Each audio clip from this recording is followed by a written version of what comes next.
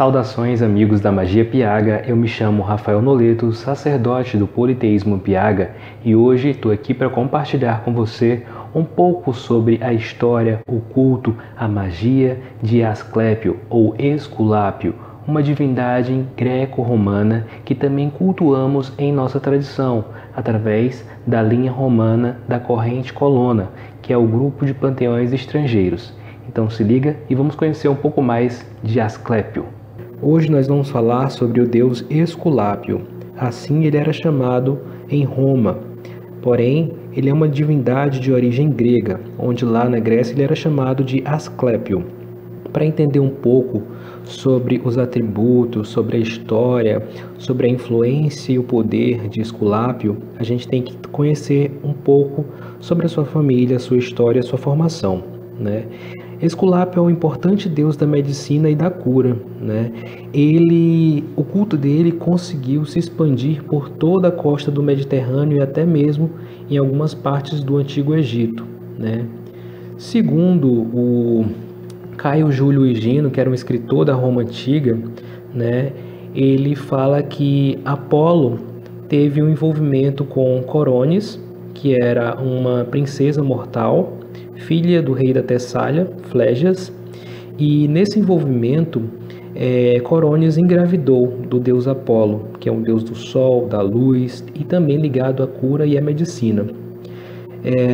Como Coronis rejeitava Apolo, ele colocou um corvo para vigiar Coronis, para que ela não traísse Apolo, para que ela ficasse sob a sua vigilância. Só que o corvo que o Apolo colocou para vigiar Coronis falhou na missão, né? E Isquis, que também chamado de Alcioneu, seduziu Coronis e deitou-se com ela, né? E depois de saber dessa traição de Coronis com Isquis, Apolo ficou furioso. E Zeus, vendo toda aquela situação, fulminou Isquis com os seus raios, né? E Apolo, segundo alguns, para se vingar, flechou Coronis, né? E a matou. Em outras versões desse mito, na verdade não foi Apolo quem flechou Coronis, mas sim a sua irmã, Ártemis, que em Roma é chamada de Diana, que com a sua flecha de caçadora, flechou e matou Coronis. O certo é que Coronis já estava grávida, já estava para dar à luz a Esculápio. E como ela o bebê já estava formado, Hermes, vendo o seu cadáver ali, abriu a sua barriga e tirou o bebê. E aí entregou esse bebê para o centauro, né, um centauro chamado Quiron. E esse centauro, a partir de então, ficou responsável por criá-lo, né? Esse deus já nasceu como uma divindade, filho do deus da medicina, do sol, e isso já lhe conferia atributos ligados à saúde. E além disso, ele recebeu um presente da deusa Ártemis, né, a sua tia. Ele teria recebido, segundo algumas versões, o sangue da Górgona, que é associada também à Medusa. E do lado esquerdo, né, do seu corpo, do corpo de Esculápio, corre o sangue capaz de matar, de tirar a vida de qualquer pessoa. E do lado direito do seu corpo correria então o sangue capaz de ressuscitar, de curar, de trazer a cura. Esculápio, ou Asclépio, como um deus da medicina e da cura, a partir do momento em que ele foi pego por Quiron para ser criado, ele foi instruído por esse centauro nos dons das artes da cura, da caça, das ervas e da medicina. Com o passar dos anos, o poder de Esculápio se tornou tão grande que ele já estava sendo capaz de ressuscitar os mortos. E isso ameaçava o poder, o reino de Hades, que é o Plutão na mitologia grega, o senhor dos infernos, o senhor do submundo. E Hades, revoltado com aquilo, que o seu reino estava ficando despovoado, né, já que Esculápio estava tendo dom sobre a vida e sobre a morte, protestou junto a Zeus, que é o Júpiter da mitologia romana. E aí Zeus, para fazer a justiça, a pedido do seu irmão, fulminou Esculápio com um raio, como uma punição. não é? Só que Esculápio deixou vários herdeiros, além dos seus filhos, né, que ele teve em alguns relacionamentos, ele também teve alguns discípulos. Dentre os filhos de Esculápio, nós temos outras divindades ou semidivindades, como alguns preferem dizer, né? Eu os tenho como divindades, né?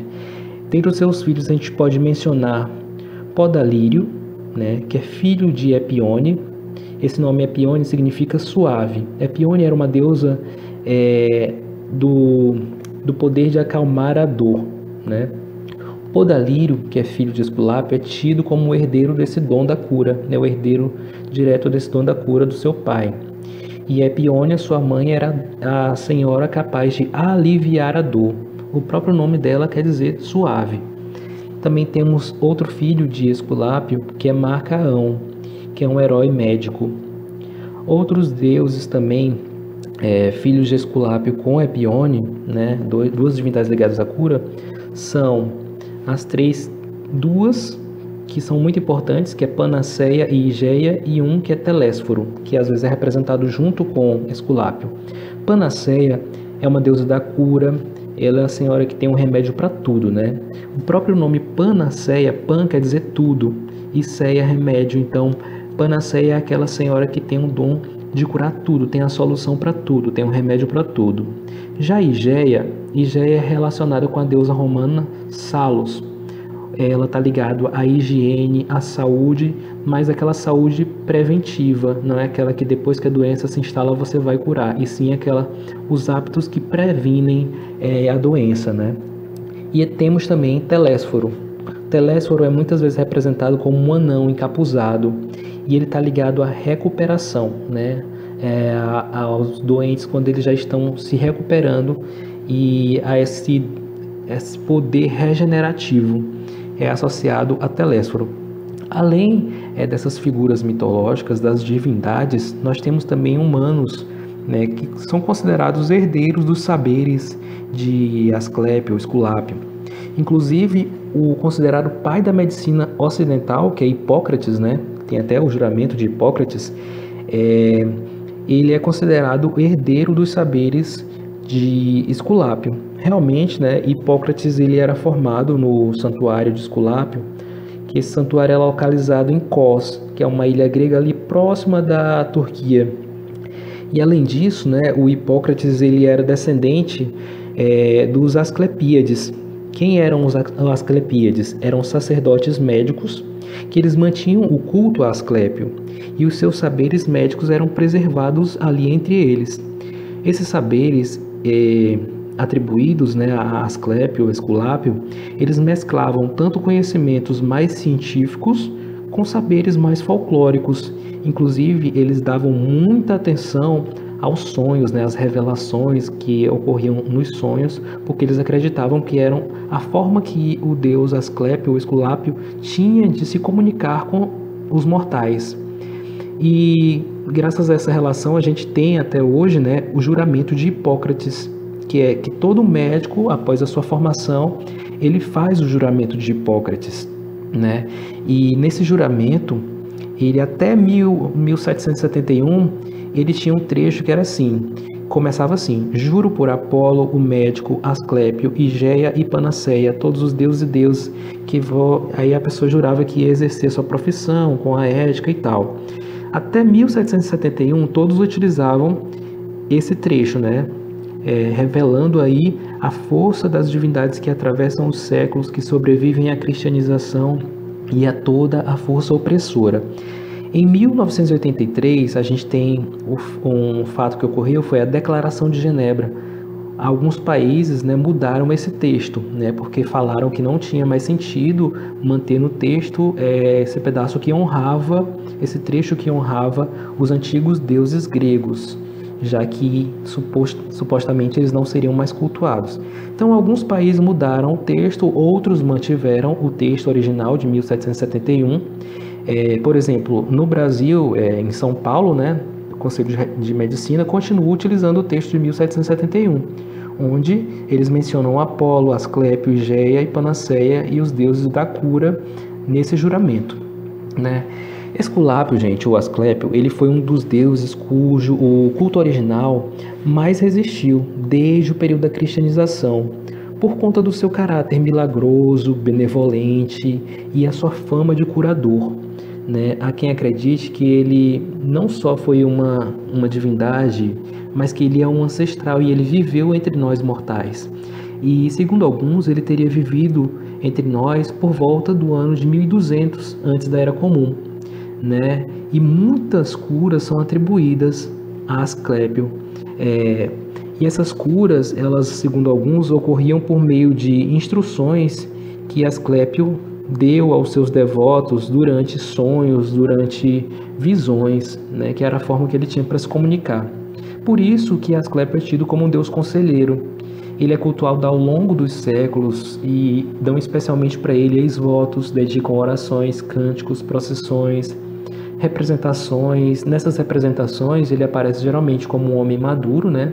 Coberto com uma túnica, ele segura um cajado com uma serpente enrolada nesse cajado, e em algumas imagens também ele aparece acompanhado de um menino, e acredita-se que esse menino seja a representação da recuperação e da saúde. E esse menino seria Telésforo, que é o seu filho, aquele que eu falei, né? Telésforo, que representa o estágio de recuperação. Os animais de poder relacionados a Asclépio são vários, né?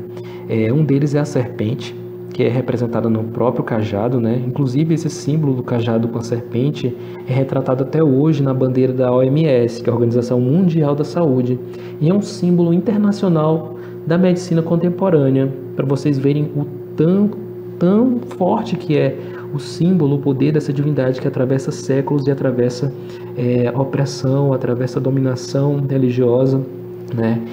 Outro animal associado a Asclépio é o cão, porque é capaz de diagnosticar doenças, situações, né?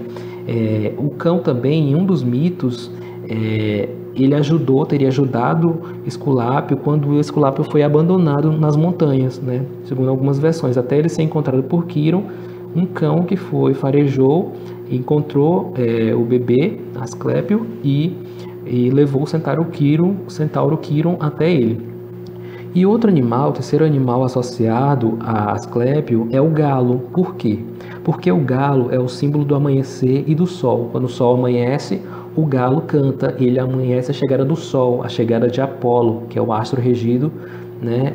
O sol é o astro regido por Apolo, que é o seu pai, né? E para finalizar, nós vamos falar aqui do culto de Asclépio, né? De acordo com alguns registros, esse culto se iniciou por volta de 420 antes da Era Comum, por conta justamente de uma peste muito grande que estava devastando a cidade de Atenas, na Grécia, né? E esse culto, a partir daí, se expandiu por todo o Mediterrâneo, pela Europa Ocidental, Grã-Bretanha, norte da Europa, e até no Egito foram identificados centenas de santuários antigos dedicados a Esculápio, né? Em Roma, especificamente, o seu culto ele se consolidou também por conta de uma praga, né? Por volta do ano de 293 antes da Era Comum, as pessoas começaram a rezar muito para Esculápio, para afastar essa praga. E como obteve grandes resultados rápidos, né? A praga foi embora, ele foi homenageado com a construção de um templo. Esse templo foi construído na ilha Tiberina, em Roma, e depois de alguns séculos, nesse mesmo local foi erguida uma igreja de São Bartolomeu, que é um santo também ligado no cristianismo à cura, e foi construído também um hospital. Essa igreja de São Bartolomeu e esse hospital existem lá até hoje, não é? E às vezes o cristianismo mascara muitas coisas que são de raízes pagãs. Então São Bartolomeu, para alguns, seria o próprio um disfarce de Asclépio. Então seria uma forma dos cristãos sincretizarem, assimilarem e atraírem os fiéis para o culto cristão, né? Os fiéis pagãos para o culto cristão. Outra curiosidade que eu queria falar aqui sobre Esculápio é que em todos os seus templos existiam, né, alguns espaços, dentre eles uma fonte que era destinada à purificação daqueles que iam lá buscar cura, e também existia um local para dormir chamado abaton. O repouso era fundamental, né, para o processo de cura. E alguns templos também tinham espaços como jardins, teatro, ginásio, biblioteca, porque eles acreditavam na cura como um processo que envolvia não só o corpo, mas também o espírito, né? Aquela questão da doenças psicossomáticas. E essas práticas ligadas a Esculápio, né, que integravam a processo de cura, também ao lazer, à biblioteca, ao ginásio, teatro, exercício físico, essas práticas são consideradas precursoras da medicina holística, que ela é utilizada até nos dias atuais, né? Nos santuários de Asclépio também eram encontrados em alguns canis, criadores de serpentes e galos. Os galos eram utilizados nos sacrifícios, os canis, né, para homenagear o cachorro, os cães que ajudaram Asclépio, e os criadores de serpentes. Em alguns processos de cura eram utilizados, né, esses animais como animais auxiliares. E para finalizar, eu vou falar só algumas dicas para quem deseja se conectar e honrar Esculápio, né?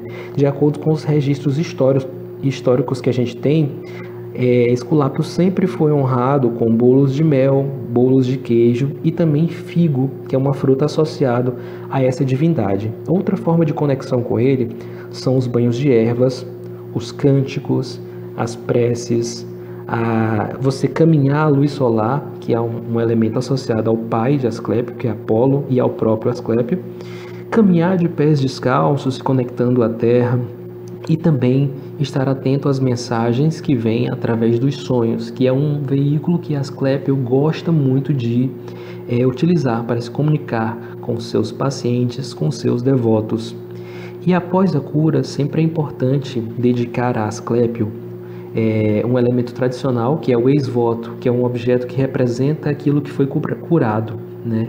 Então, tradicionalmente, como oferendas são dedicadas a Asclépio ex-votos, que são representações, né, da cura, obras de arte ou poemas, que podem ser cânticos ou apenas poemas não cantados.